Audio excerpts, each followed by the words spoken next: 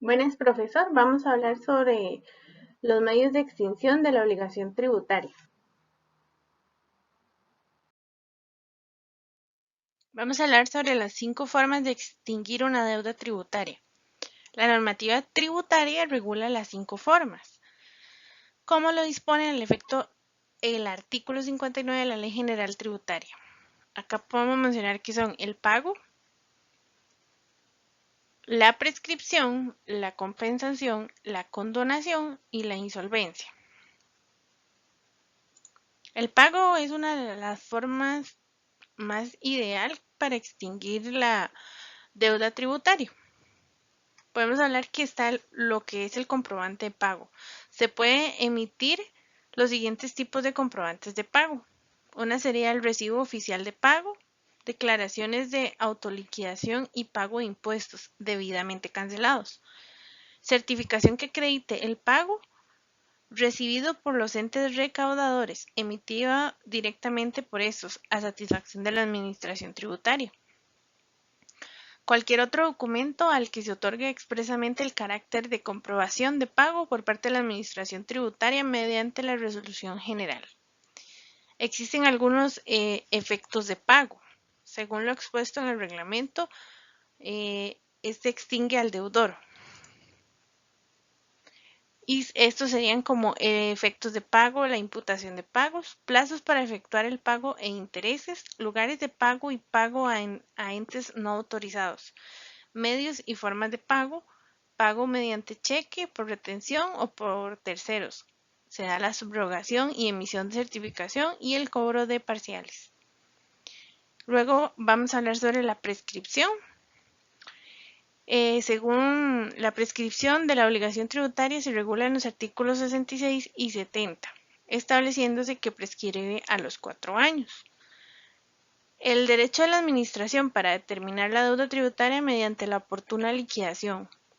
El derecho a la administración para exigir el pago de las deudas tributarias liquidadas y autoliquidadas. El derecho a solicitar las devoluciones derivadas de la norma de cada tributo, es decir, las devoluciones de ingresos indebidos y reembolso del coste de las garantías.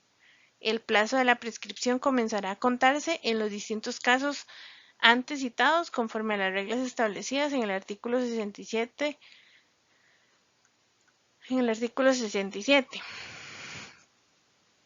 También podemos decir que el derecho a obtener la devolución derivada de la normativa de cada tributo, las devoluciones de ingresos indebidos y el reembolso del coste de las garantías. Luego vamos a hablar de la compensación. Surge cuando dos personas son la una de la otra recíprocamente y por derecho propio acreedora y deudora.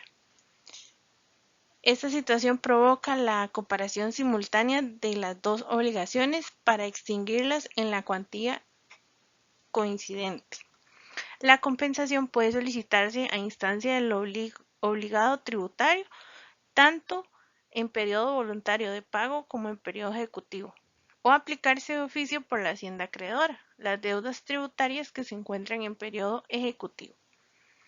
Luego vamos a hablar de la condonación.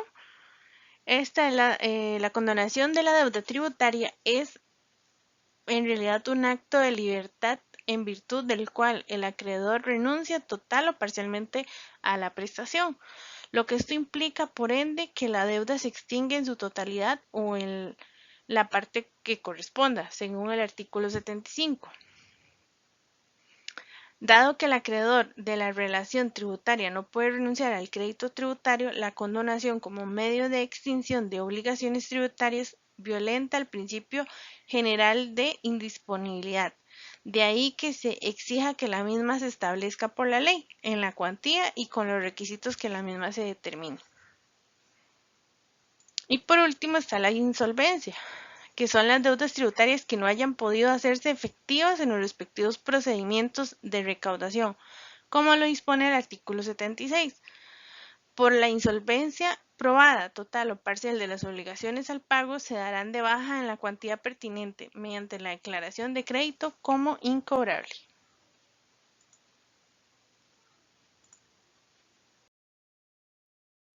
Luego vamos a hablar sobre las diferencias de condonación y exoneración.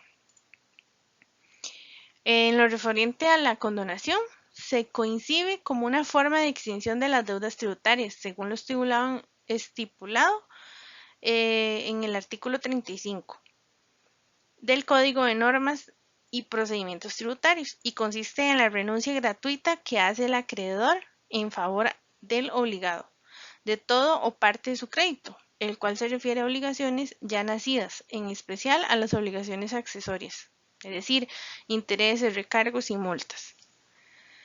Y en materia de exoneraciones, se afirma que la exención tributaria es la situación jurídica de origen constitucional o legal en que se encuentra un grupo de sujetos que hace aún dándose respecto de ellos los supuestos fácticos que harían nacer la relación tributaria. En los mismos no le sean imputables, no naciendo en consecuencia a la misma.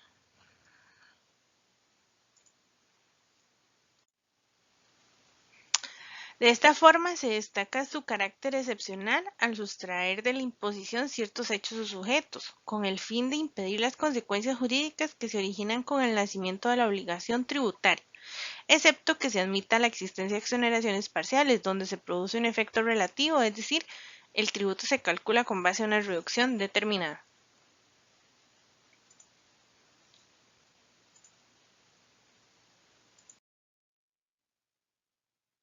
Luego, ¿cómo se diferencia la subrogación con respecto a la compensación? La subrogación es aquella que se produce por el solo efecto de la ley y aún contra la voluntad del acreedor, porque no se requiere la voluntad de éste o del deudor. Y la compensación es un modo de extinción de las obligaciones recíprocas existentes entre dos personas hasta concurrencia de la menor valor. Luego dice, ¿cuál es la diferencia entre la interrupción y la suspensión en la prescripción?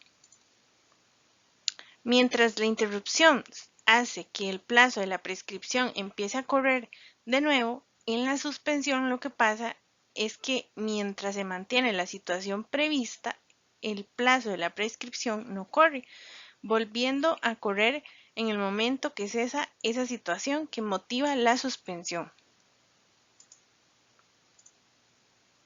La interrupción y la suspensión, las cuales se encuentran plenamente separadas tanto en el Código General del Proceso, la interrupción del proceso se da por causas externas que afectan la posibilidad de que las partes actúen en este.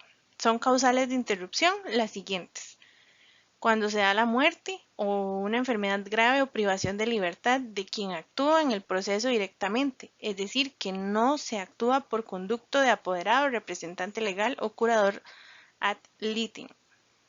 Si se actúa por intermediario de apoderado, hay un lugar a interrupción por muerte de este, enfermedad grave, privación de libertad, inhabilidad, exclusión o suspensión en el ejercicio de la profesión del abogado, o por muerte, enfermedad grave o privación de la libertad, representante legal o el curador.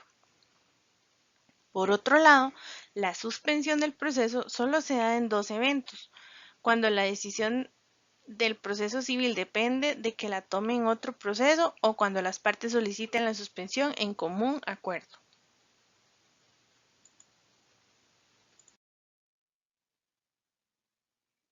Luego dice, ¿la dación en pago se puede aplicar en nuestro sistema tributario? Bueno, sí se puede. Y existe el decreto ejecutivo número 41515-H, donde nos indica que la dación es un pago y que es un instituto jurídico de naturaleza excepcional mediante el cual se extingue la obligación tributaria, que no opera de forma automática como el pago, sino que debe ser aceptada por el ente acreedor. Una vez presentada la solicitud de dación en pago por parte del obligado tributario, la Administración tendrá un plazo de 3 meses para resolver dicha solicitud.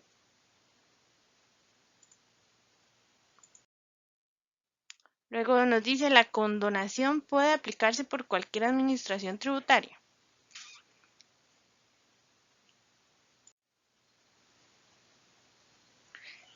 La condonación, vamos a ver, dice que es la deuda tributaria, solo podrá ser condonada por una norma expresa con rango de ley. Excepcionalmente, los gobiernos locales podrán condonar con carácter general el interés moratorio y las sanciones respecto a los impuestos que administren. En el caso de contribuciones y tasas, dicha condonación también podrá alcanzar el tributo. Esta sería mi presentación, profesor. Muchas gracias.